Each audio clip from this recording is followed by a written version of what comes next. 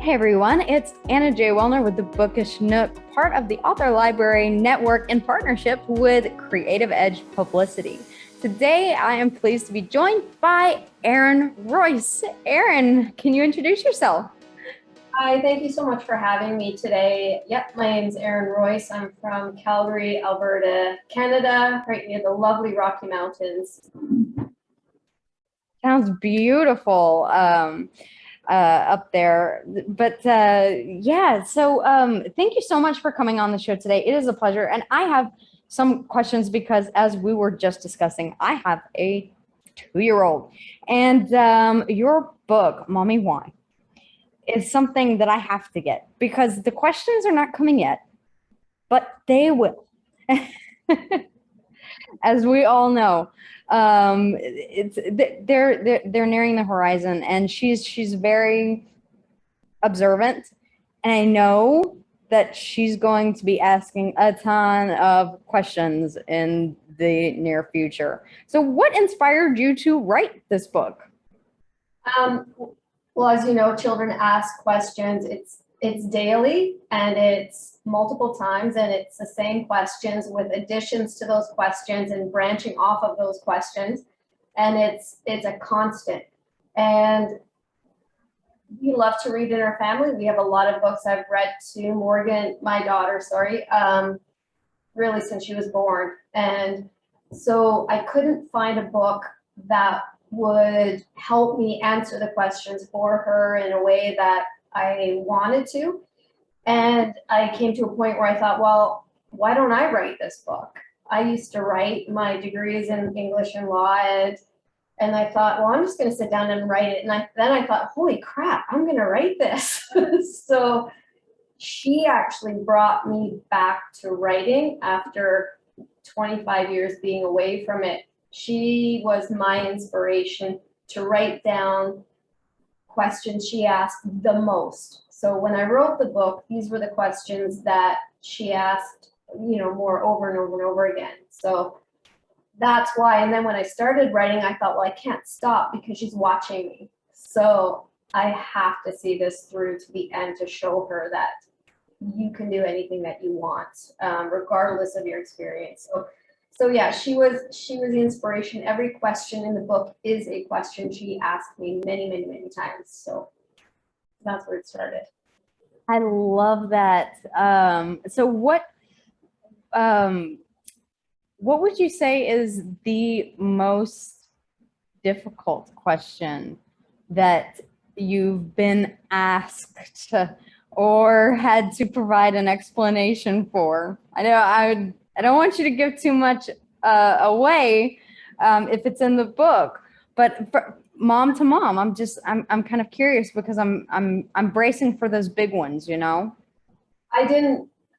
So in the book, I don't think I added in the hardest questions. I don't know if this is an appropriate question she asked me, but one of them that she used to bring up quite a lot is, Mommy, when are you going to die? Are you going to be here for my life? Are you going to be here for when I grow up?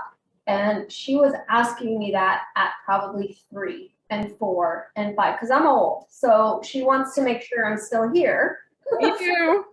So yeah, so a big question for her was, so in your mind, you have to think, how am I going to let her know that I am here and I will be here, but there will be a time I won't be.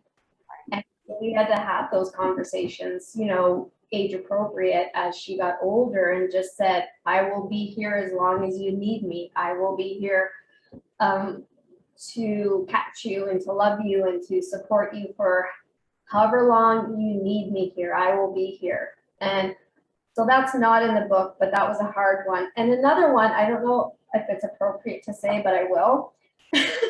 She asked me, she was 3, I guess, and she stood up in the tub and she looked down and she said, Mommy, when am I going to grow my penis? And I said, that's not going to happen. So so at an early age, we really had to talk about anatomy. We had to talk about differences between boys and girls, again, for that age group. So Right. as she's gotten older from 3 to 4 to 5 to 6, and she's 11 now, we've had those discussions, which inside I'm screaming and I'm sweating and I'm hot, but the tone of my voice is, just very matter of fact, and this is the way things are, and all I want to do is crawl under a rock. But anyway, those I think when it comes, those are the hardest questions. Just, are your parents going to be here for you and for help? And why do I look the way I do? And why am I not growing this or looking like this? Why are we different? Of course, and that does start early, and as we were talking about earlier, with very observant children comes those questions quite early on. So when they notice that you're sad, why are you crying? They want to know about emotions. Why are you angry? Why are you upset? Why, when are you going to, yeah, as you said, death is something that I think all children are curious about as soon as they have a pet that's no longer with us, or and trying to explain that, and very early on when giving baths, you notice that they notice that things are different or whatnot. And so I think being honest is my plan. Am I wrong in that, or just tell me now? Always, everybody's different. Children, there's not one right way or wrong way, and we all make mistakes. But in my world, we've always tried to be as honest with our daughter as we could, age appropriate when we could. And I ask questions to everybody I know with children. I have since I was pregnant. What did you do here? And what did you do here? And how did you deal with this? And I'm still like that. I will embrace any advice I can get. And then you have to decide what works for you and your family, because every child and every family is different. So I think you have to be open to advice. I think you have to be open with your children. And part of the other reason I wrote Mommy Why, not just to answer her questions, but it was a place and a space that she and I could be in quietly without distraction. It opened our relationship up for her to ask more questions. Whereas distracted and I wasn't running around doing 10 different things. So I think when you read with your children, just take those few minutes. Life will be okay if you do that.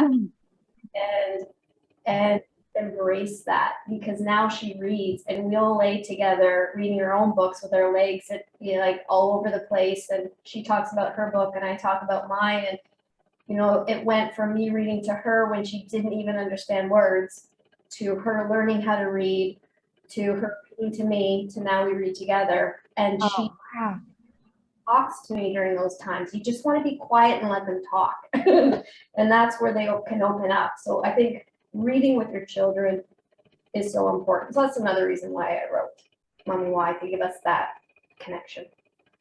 Well, I absolutely will be getting this book. She's at the age now where she eats books. So I will get it and keep it in my room on my bookshelf so that she cannot get to it.